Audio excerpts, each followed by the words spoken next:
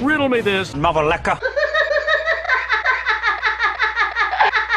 This is said to be the world's toughest riddle and it's going viral in India. I have 50 rupees now, let's do some accounting on how I spend it. If I spend 20 I'll have a balance of 30. If I then spend 15 I'll have a balance of 15. If I then spend 9 I'll have a balance of 6, and if I spend at 6 I'll have a balance of 0. The total amount in the spend column will be 50. Now what's the total amount in the balance column? Whoa, it's not 50, it's actually 51, and this is the puzzle. Where did the extra 1 rupee come from? This is a really fun problem and you can translate it to your local currency.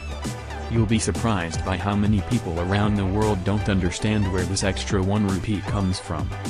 Pause the video if you'd like to give it a try, and when you're ready keep watching to learn how to solve this problem. So to better understand this problem, let's illustrate what's going on. We start out with 50 units of currency. Let's compare the amount that we spent versus the balance remaining.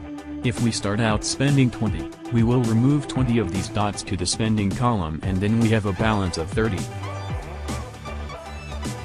Well, what happens if we spend 15?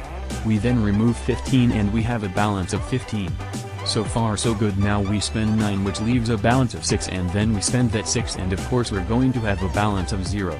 So actually all of these numbers are correct. The total amount that we spend will be equal to 50.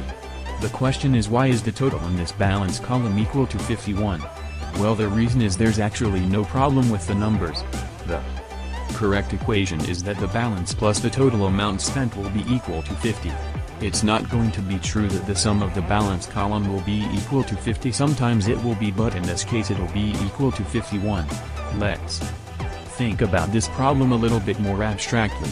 Let's suppose we spend, our balance will be 50 minus S1, and we then spend S2, we have a balance of 50. Minus S1 minus S2, if we then spend S3 we subtract S3 from the balance column. We then have S4 and subtract that. The total amount in the spending column will be the sum of these spending amounts. Now the total amount in the balance column will be this function. 200 minus 4 times S1 minus 3 times S2 minus 2 times S3 minus S4. If we put in the amounts from the original problem, we can see what the result is for each of these columns. So all of these numbers will actually be correct.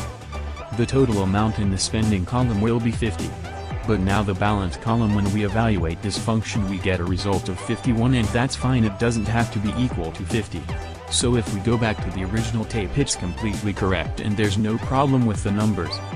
It's just a trick question to compare the sum of these two columns, and he'd be surprised by how many people get confused.